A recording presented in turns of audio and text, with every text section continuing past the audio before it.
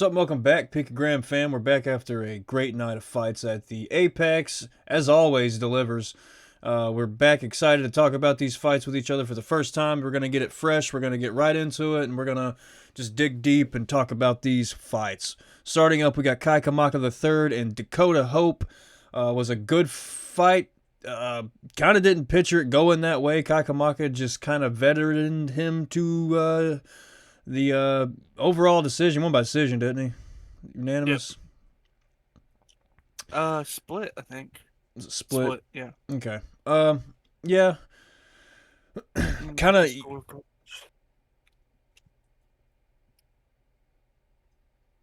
I've even heard people saying it was kind of a robbery, but It could have went either way. could have went A either way. boy on it. A boy had some fights, or judged some fights tonight. Sal Diamato. Sal Diamato. Well, all right, good fight to start the night off, and kind of just lackluster for what it could have been. Kind of would have expected Dakota Hope to get the finish, but didn't happen. Happens. Next up, we got was it Barbosa and Melissa Gatto. This was a weird fucking fight. Had some weird moments in it. Mostly the soccer kick to the fucking chest while she was on the ground would be the biggest standout point in that fight.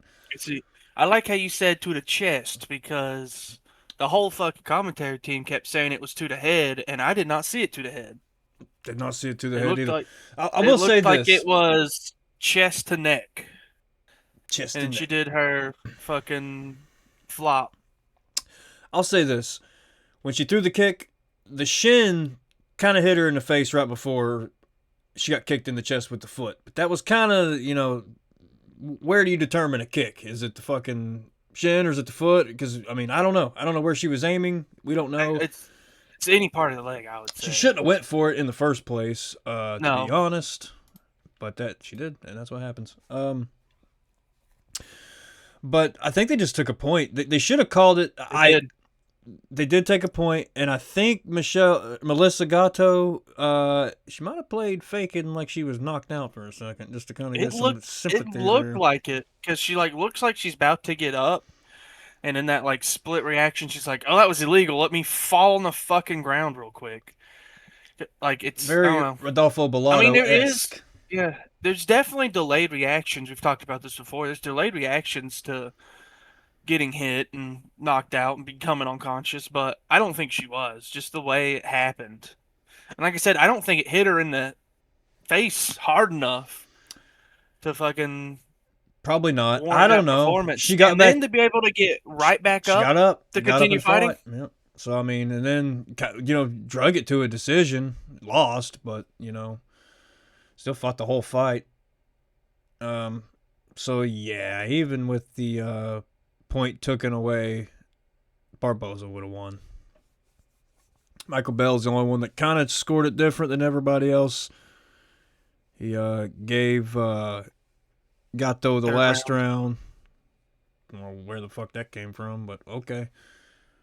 It's a lot different than us, but whatever. What's the next one we got here? Trayshawn Gore and Azamat Bakayev. Man, I did not see this fight going this way. Trayshawn Gore kind of fighting for his job. I'm not sure, how far he can take what he's doing with what he's got. He kind of got lucky in that fight. Man, damn near almost negative record, honestly. I don't know if that's updated. I think he might be 7-4 now. I don't know if that's updated or not. I mean, Yeah. Okay. So he's 6-4. So yeah, he's damn near negative record. It's 5-4 going into that fight last night. If he would have lost, he'd have been 5-5. Would have definitely been cut from the UFC. So he definitely fought for his job and kept it for as long as we know right now. Bakayev's kind of a tricky guy. Was kind of doing a little better on the feet, but Trayshawn just was not gonna lose. He was quick. He was, throwing everything he had into the stand up. And he doesn't really stand up. He's more of a grappler. Ended it with a guillotine choke. So I mean that tells you. Bakayev shot in, desperate as fuck after kind of getting pieced up on the feet. Sloppy, desperate takedown. Got caught You right in said the neck. Makayev. Bakayev. Oh, Bakayev. Bakayev. Sound like you said Makayev. It's a whole dude. It's not, no, if Trayshawn Gore fight Muhammad Makayev, that'd be a crazy ass fight. I would love to see that. That'd be a pretty even fight because one's really skilled, one's really big. Getting off subject here. Bakayev, not Makayev, was doing good till I guess he got tired. It looked like he just got sloppy and tired. He got caught a couple times. Again, Trayshawn knew he was, this is all or nothing at this point, so he kind of just went for it, and it happened for him. And good for him. We'll see Trayshawn Gore live to fight another day in the UFC, possibly. Next fight, Alice Pereira, not but Poetan's sister, and what was Cowan's first name? Haley Cowan. I wasn't too familiar with her, to be honest. I knew Pereira, picked Pereira. Pereira won. Won by dominant fashion, too. I mean, just a fucking knee to the face. Haley Cowan is tough. I mean, you can't deny her that. She took a fucking licking and kept on ticking, and just really was her downfall because she took so much damage that she was just out of it by the time that she kind of shot in for a takedown. Was doing good with takedowns. Had her Alice on her back. Alice, kicking up, trying to fucking fend her off. Cowan had some success with jumping in and laying on top of her, putting some pressure on her. Alice ended up kicking her off, getting up, and then she just went for another, again, like Bakayev's sloppy takedown, and she just met her with a just knee right up the middle, right in the face, went back, got shot back so hard her hands went up in the air like she's on a roller coaster, flat on her back. Alice follows up with a shot on the ground, which was, not really necessary, but you got to do what you got to do. And she took home the win. That was a nasty KO. One of probably the best looking KO of last night, just because, like I said, just because how she fell like a dead body. But yeah, that was a good one. If you missed that, just watching that finish would have been fun enough. Moving on to Darius Flowers and Lando Venata. God damn it, Lando, you motherfucker, man. I love Lando Venata. He's so fun to watch, but Jesus Christ, winning a fight for him is nearly impossible nowadays. Lando's fun, man. He made his debut against Tony Ferguson when Tony Ferguson was El Kukui. He was Tony Ferguson at this point in time. 12-fight win streak, Tony Ferguson. This guy took a short notice fight and really fucking took it to Tony. I mean, he had Tony hurt. He had Tony wobbled. He spinning wheel kicked him, knocked him on the ground. Tony did a fucking front roll like he's dodging in Dark Souls. And, it got nasty for a second, but he ended up getting Lando and finishing him. But that's one thing you got to love about Lando is he's an all or nothing guy, kind of like a Terrence McKinney. He kind of goes in and doesn't really, shy away from danger. This one got weird because he got picked up. Flowers picked him up with a double leg, and he just picked him straight up off the ground and drove his shoulder and Lando right into the octagon. And I don't know if they ever mentioned this, but it was a big thing that, oddly enough, I had my in-laws over to watch this card. I don't know if I brought that up. I was going to bring that up earlier, or just early into it to talk about how good of a card it was, and I had family over and we watched it. And for people that don't really watch the sport, they sat and enjoyed it and watched it. Mother-in-law didn't really care for it. She would squeamish away from a couple times there. And this was one of those points because he got slammed into the mat, like I was saying, and it broke his rib almost immediately. You could see it sticking out the side. He winced in pain very, very badly. Lived through it. Tough motherfucker. Went to the back, went to his corner, came back out. You could really clearly see it when they're standing. Yeah, see if you can find it. When he was just standing, ready to come back out, he had a giant fucking protruding bone coming out of his ribs. And Darius Flowers, I would imagine, noticed that and took advantage because all he had to do was go in And he just kind of did like a collar trip, kind of wrapped his arm around his neck, stuck his leg behind his leg, and just kind of threw him on the ground like Zabit would do or something. And it was just enough with him hitting the ground for his eyes to close and him wince in pain. And Darius just hit him, I think, once, went for another one, but the ref could see that Lando was done. Lando was hurt. Uh, can't do his flashy spinning kicks with a broken fucking rib, so he's pretty much out. And, that's how that ended. I hope they don't cut Lando, but they might. But Lando's fun. He might be funner in like a karate combat environment, where he can do like because he's got great timing with kicks. He's very light on the feet, bounces around. Just, there's him with it iced It's the only photo I could find. of the rib. It wasn't really talked about a lot, but it's something I've very clearly seen, and it was something everybody in the room I was with was talking about. That, he's looks like he's got a broke rib. This was his return after a 3-year layoff. Yeah, he's not very active. Never really been active. He's had a weird story career with the UFC.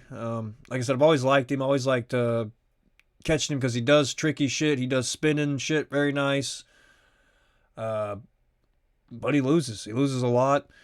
God, I've seen him one time. I can't remember who he fought, but he like got guillotined, and the guy he was fighting had his legs around his waist, and he just pulled his pants down, like pantsed him while he was fighting. So it's the only time I've seen other than like Kelvin Gastelum running in and just pantsing himself when he tried to take his pants off and just pulled his pants all the way down. This is the only other time I've seen like their shorts completely on the ground and then have Did to he like finish the fight during the pantsing? Like, did he get finished? I can't remember. It might have been Charles Bobby Jourdain. Green. Charles Jourdain's got a guillotine on him first round, but yeah, he's lost to Bobby Green. I couldn't tell you The what fight it decision, was. Yeah, that was so disappointing. decision win. Oh, draw. Decision draw against Green, and then a win. What a crazy record. He's literally go down real quick. Go down real quick. Just so I can see more. Okay, he's got a loss, win, loss, draw, win, loss, win, loss, win, loss. That's how inconsistent his fucking record is. Yeah, it was Charles Jourdain. That pulled his pants down? Yeah, Did you find a picture of it? I did. I'm pulling it up. I'm pulling it up. Pulling it up. Let's show the internet him with his pants pulled down. Laugh at him. It was a crazy fucking, just crazy sequence. Yeah, there it is. Dvalishvili versus Jan 2. Yeah. They could have. That's probably right. Around that time. Yeah, damn. Not a good look. That sucks. No, it couldn't have been that. It says Vegas 52. Oh, yeah. Yon 2 was the one that just happened is where he lost the belt. Yeah, I don't know why it's showing this. I have to scroll past Yawn 2 and then get to the rest of the fucking. I'll show you. Well, that's it. Yeah. He got his fucking. So you have to go. Shows him getting pantsed. Scroll past this fucking bullshit, and then it's telling you about what happened. That's bizarre. I guess that's the time of when they wrote it. That fucking pay-per-view was coming up or just happened or something. Yeah, damn, bro. That's all. Yeah, that's the biggest moment for Lando stands out in the unfortunate side. Whatever. Pants. All right, we spent a lot of time on that fight. That wasn't really much. It's fighters we care about. Alessandro Costa and Stuart Nickel. This was a good fight. Pretty even. First round, pretty pick'em. And then the second round, just Nickel kind of overextending on his punches. Acosta, or just Costa, not Acosta. Acosta picked up on that. Alessandro Costa picked up on that. And just did a picture-perfect body shot when he was overextended. And It's gone by his fight name. No. No. That's a big no. Just perfect. It was like southpaw against orthodox, so his lead hand was just right there under his, arm as he extended over too much, and just bam, right in the fucking liver. KO'd him with a liver shot. That was a KO'd good him one. with a liver shot. That'd be a good name for a drink, like a fucking alcoholic drink, the liver shot. Like, just gonna fuck you up, dude. There probably is one. Yeah, and then like the bartender punches you in the stomach, like those fucking drinks where they got those women to slap them in the face.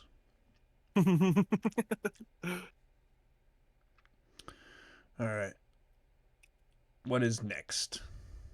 Good finish from Alessandro Costa, Thomas Peterson, and Guillermo Pat.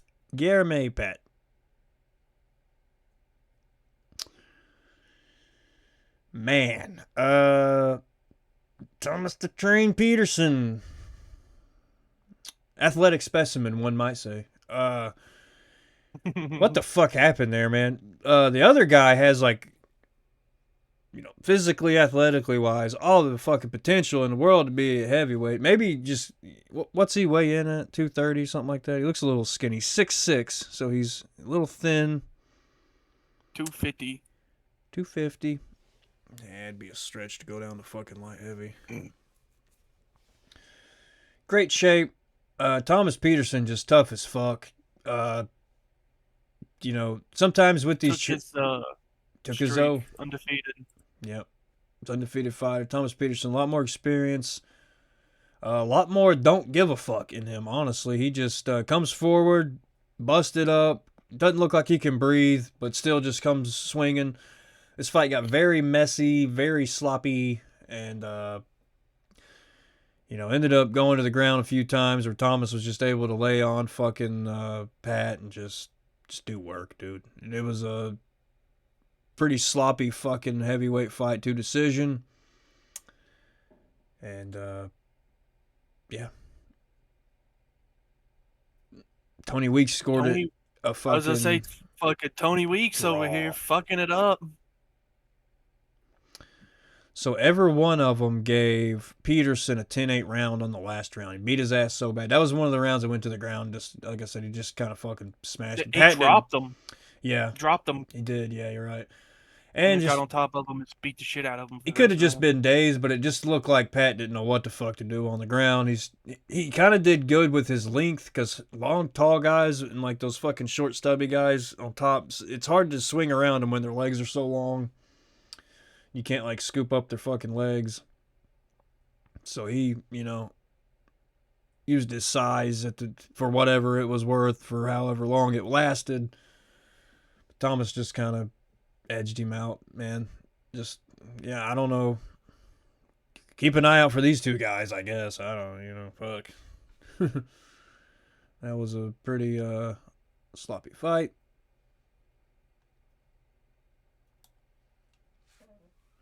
All right, next up we got Joe Delano and Robert Ruchala. These motherfuckers, he has a big mustache now. This looked like Nicolas Maduro versus Vladimir Putin. Other guy looked like Nosferatu or something. Just, I don't know. But enough of insulting their looks. Let's get into the fight they had. I don't know, man. It was all right fight. Ruchala is very tricky. Likes to spin, do weird shit, weird timing, mixes it up a lot, spins a little too much if you ask me. Delano, just volume puncher, very boxing heavy, was very, on point last night. Biggest takeaway from this fight was Delano got his back when they were standing, kind of around the waist, not really on his back like his neck, but he had him like arms around Ruchala's waist. Was really about to like suplex him or pull him up or something, but Ruchala just fucking fingers right in the fence. 2 fingers, just you could see the fence getting pulled from the fucking both of them pulling. Immediate point deduction. So that's kind of really, other than the last fight that got a point taken away. They were good on points. They're good, and I'm here for it, man. These fucking fouls they need really to take more points. They sway the fucking fight. Chris Lieben, what the fuck? Chris Lieben's judging, yeah, ain't that crazy? I know that, but just 10, my 10, God. 10. Adelaide Bird, holy fuck. How'd she score? Okay, not bad. Okay, That's not bad. I could definitely see the first round going to Robert. She did it right. It's Leaving just the 10-10-10 threw me off. leaving 30-26 his ass. You got to Yeah, fucking dude, you want every that's fucking round and a insane. point deduct. That's a I'd want that framed in my house if it was me. All right. Yeah, that was an all oh, right fight. Two decision, a little bit of cheating. Next fight, Tommy McMillan and what was his first name? Manello. I remember his last name's Zekny. Zekny. Zucchini. Almost Zucchini, but it was like Zucchini. Zucchini, that was it. Manolo Zucchini and Tommy McMillan. Tommy McMillan's, he's a force. He's coming through. He's coming up. He's fucking crazy. He's chaos. Tim Welch in the corner just yelling chaos, chaos, and he's just swinging. Does not block. He does not have any kind of defense. I don't know if he thinks he needs it, or if he hasn't, don't use it because he don't think he needs it. I don't know. But I did not see him block or do anything defensive at all in this fight. I think it was the first punch the dude threw, he did a nice like head movement, duck, and then from there he just went forward, 8 punches. But yeah, got dude backed against the fence and just teed off on him, and just it was over. He just power punched him. Yeah, went fucking full spaz on him. It was a nice finish though. We'll see how far Tommy McMillan goes. He's undefeated right now. I remember his Contender Series fight was really good. It was very competitive. Showed a lot of talent. Okay, we'll move on though. Ethan Ewing and Rafael Estevam. God, I love this fight, man. Holy shit, was this a good fight. Rafael Estevam coming in undefeated against Ethan Ewing, coming in his sophomore performance in the UFC. We all know Ethan Ewing from debuting against the undefeated Malcolm Wellmaker. He was coming in on short notice, had no chance of winning that fight if you asked anybody that was about to fucking go into watching that thing. And he just put on a show, finished fucking Malcolm. Did he finish him? I feel weird saying that now. I can't. Decision, okay, but I can't picture the finish, but I knew he won. Decisioned him. And then comes back to, another undefeated fighter who I think he was an underdog, but, I don't think they gave Ethan much shot at this fight. Does it say the odds?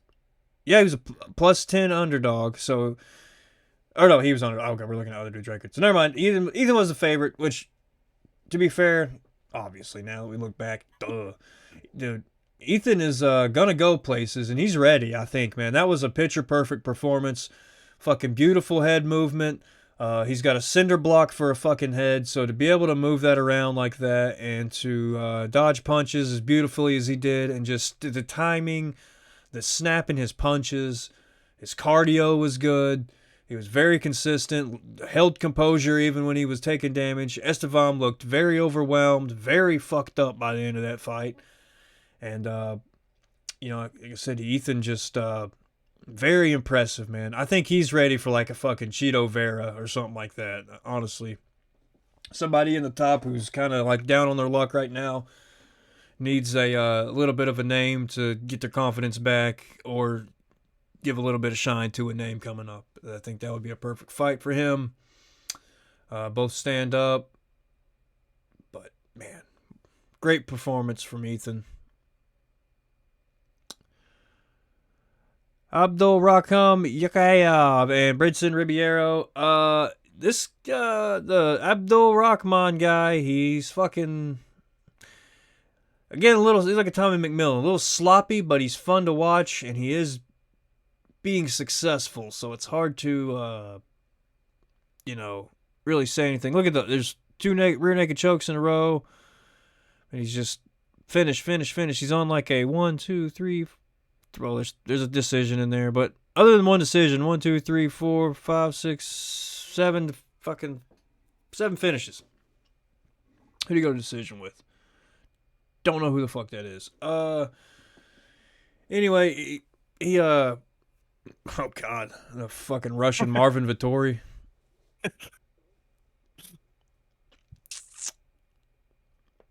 Anyway, yeah, what not important. Anyway, yeah, fucking.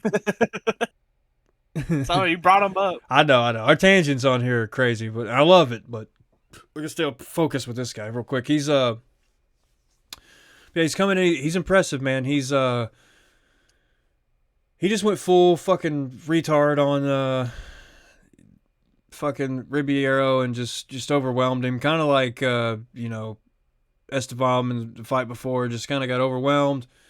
Got on the ground. Didn't look great on the ground, and you know got subbed. I don't know what did he get him with again. What was the rear naked? I Rear think. naked, Yeah. round one, Yeah, dude. almost 3 minutes in.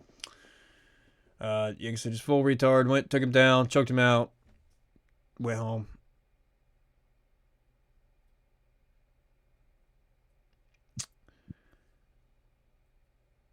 Verna Jandradoba and Tabitha Ricci. This was a good fight. I like Verna, man. The fight with Mackenzie I don't, Dern was weird. I don't hate her, but sometimes her fights are boring, I know, but it's casual. straw weight fucking women's fight. This fight, you could consider this boring. Was a lot of top pressure control time. But her grappling's great, dude. Even when she got took down, or Tabitha would pressure against the cage, she could work her way out. Or if she got took down, she ended up on top, a couple times from being took down. So it was impressive, but like you were saying, it was a strawweight women's fight, so it was about two decision. So it's about as impressive as that could be. Checked my phone a lot during this fight. I think a lot of people went to the bathroom and checked out, honestly. But whatever. That was a all right fight. Watched it. It was pretty competitive. Tabitha Ricci just don't have the grappling that Jandradoba has, so that's kind of where that one went. Moicano and Chris Duncan. Man, you would think that Moicano, with all the damage and shit he's took, Moicano's real inconsistent too. Look at his record real quick. Let's pop over to him. 3 losses in a row was pretty bad. But that wasn't 3 I losses. think one of them Oh, that was was a grappling. grappling match. I turned grappling off. Okay. Now. The 2 losses in a row wasn't great. But he's got wins over people with names. The Benoit Saint Denis win is just fucking holding up great. But We talked a little bit about this before the fight. I don't know if it was because the last fight where I was like getting checked out because of just, like I said, checked my phone a lot during it. I wasn't too impressed with this one. And like the stipulations behind it, where he's fighting a training partner, person that he knows very well. I didn't mind. Yeah, I mean, I didn't mind it too bad. It was an ass whooping though. Chris Duncan's been on a little bit of a streak. Chris Duncan takes a lot of fucking damage to give it back. He's got like Nate Diaz scar tissue on his face, so he's always gonna be bleeding, and he's always gonna look like he just fucking came from a zombie apocalypse. And he brings it, and he brought it in this fight. It just wasn't enough. Moicano's just way more experienced. More of a vet, and knows him, because like you were saying, they're training partners, so they train with each other in ATT in Florida, so they pretty much have each other pretty well mapped out.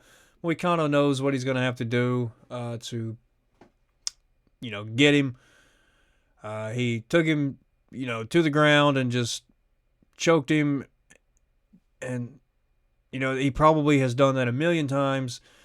Tried not to hurt him too bad, but the mercy of fucking rear naked choking him. But like you're saying, yeah, it was a weird fight.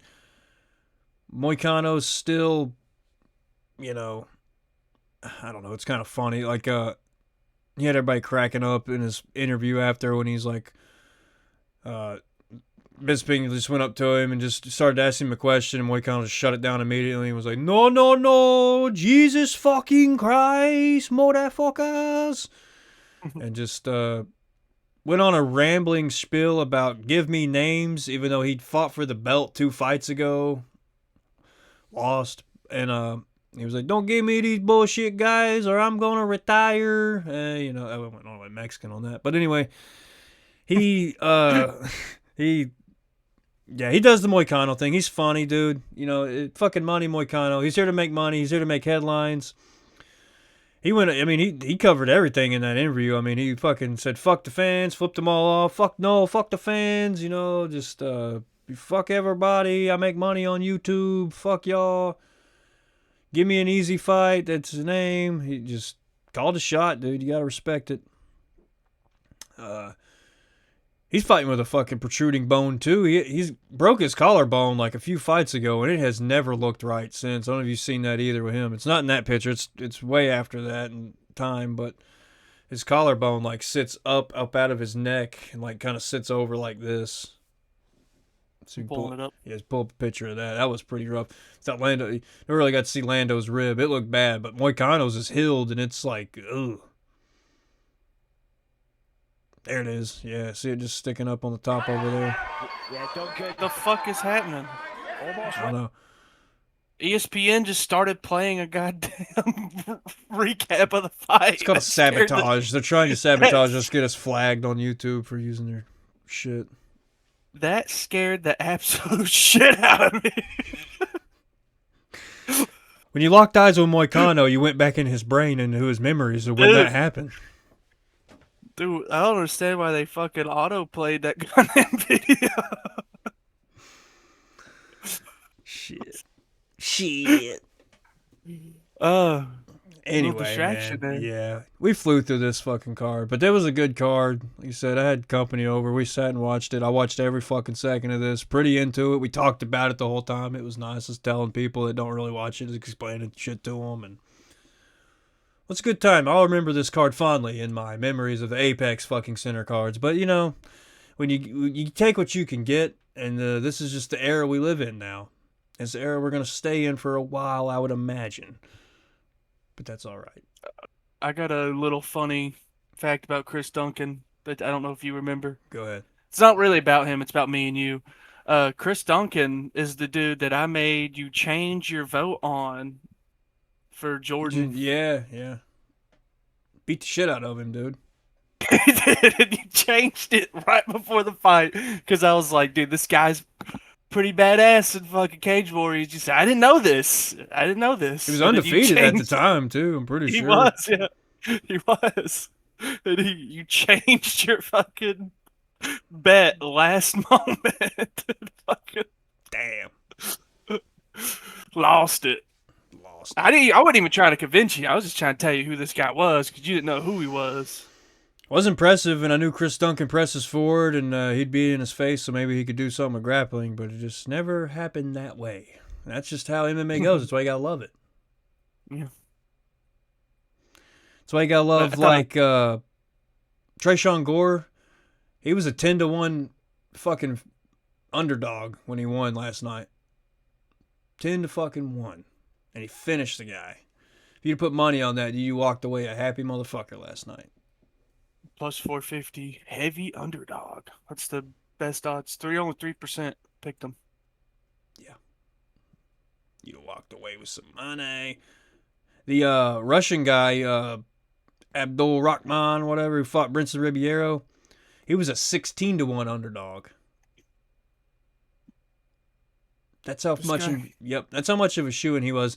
And it was some fucking scary moments there for a second. If you'd have put some money on it, you'd be like, oh. But yeah, holy shit, dude. Dude, his last fight, he was a fucking 2,000. 1,000. Who the fuck did he fight? Who even is this? Was it in the UFC? Oh. Yeah. First fight in the UFC. Oh. Oh, that's right. That's probably why right there. Only a 9. I don't understand odds. How was the other dude? Was the guy who the underdog in-laws didn't understand it either. The best way to remember it, and I'll explain this to the podcast listeners, use the $100 analogy. If the guy is a 16-1 favorite, you would have to put in $1,600 to win 100 back. You know what I'm saying? Or if, like, go back down, what was he? 950. He is a 950 underdog. So if you put down $100, if he wins, you're getting 950 back. Now, when he's a favorite, I don't know if he's ever been a favorite, but if he was a favorite and he was a minus 950, you would have to put down $950 just to win back $100. Okay. Because he's that much of a shoe-in that you have to put that much money in just to win back a little bit of money because he's definitely going to win, you know? That's the odds. That's the best way I That's why remember we. it. $100 Yeah. analogy. Take that and store it. That's how I What's always do the? it. I never put Oh, money down. I use Verdict pick fights all the time, but I don't really Duncan put was a money down. slight favorite. Yeah, How much would you made if you? he was on a tear. You got to remember, Moicano's coming off 2 losses. Duncan's coming off wins from fucking wars, and he's just looks so sturdy. Moicano's a little bit, weathered, a little bit chinny, a little bit, older. So that's kind of where I picked wrong. I did not pick Moicano to win this. That's what I based it off of. Like I said, a younger, uh, I wouldn't say less weathered fighter because, like I said, he takes so much fucking damage every time this guy fights. He's looks like fucking Nate Diaz. But whatever. I think we should just wrap it up. Wrap it up. We I was covered gonna it. throw in the Go throw ahead. that little Chris Duncan Yeah. fact. I think this weekend we got Yuri and Olberg coming up for the vacant light heavyweight belt. It's going to be a good fight. In a weird way, I think I'm going to pick Olberg. God, I know that's a hard fucking choice, dude. Weird one to pick. But I think if Olberg can dial it in, he's just that much more technical and that much more powerful. Google hasn't updated their fights. Joshua Van ain't fighting no more. They are not fighting. Josh Hokett and Curtis Blades is fighting. That's a fun fight. Johnny Walker and Dominic Yeah, Reyes. they went up to co-main. Dominic Reyes and Johnny Walker are my two favorite KO'd artists. KO'd. That's mean, but we'll see who goes to sleep in that one. That is not a good fight. But Merzakanov and Costa. Yeah, he's going up to light heavyweight. I think his last fight was light heavyweight too. Azamat Mirzakanov's a bad motherfucker. He does not look at. He is, dude. This is going to be the biggest contrast in bodies we've ever seen in UFC, dude. One looks like a Greek god and one looks like a fucking Greek pizza. Roman Kopylov. No, okay. So he was in Roman middleweight. This is Kopylov, his first. middleweight. Okay, so yeah, this is his first light heavyweight fight. If he beats this guy, it'll be impressive, dude. But Paulo's kind of just. God, how big is Paulo gonna be at light heavyweight? 205. I know the weight. I just meant like it's. No, I know, He's but a I just said fucking at 205. huge looking yeah. middleweight. I know he's gonna be fucking. You may not be as shredded, dude. It might be weird. He might come in with fucking power gut or something. Let's see if I can pull it up real quick. Paulo Costa posted something funny on his Instagram talking about it. It's just a fucking heavily like AI'd photo of him being insanely ripped. You don't even have to. He is insanely ripped in real life. Oh, I mean, he looked like he didn't look. I know, but like yeah, it just probably looks fucking.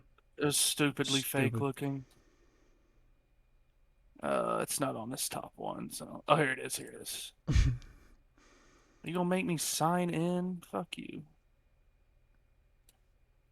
It's gonna make me sign in. We gotta sign into the fucking Podcast. Picogram. We need to do that. Yeah, I don't know why we don't do that and use That's more it. Instagram. It looks like fucking The Bane whole- in it. It's so stupid. Which you can show you full screen, but Okay, well the inside real it- one over to the left don't look good. He looks like fucking. This one? No, over one more. It looks like This one? fat Rob Kardashian right there. You do see it in his face. That don't even look like him. What the fuck? Anyway, yeah, So you want me to bring it back? I think he might be doing some filters on his shit, if you ask me. But anyway, we'll wrap it up. This has been a good podcast. It was a Let's good wrap it card, good podcast, good quick one, good recap. Hope it helped you if you missed anything to fill in the blanks.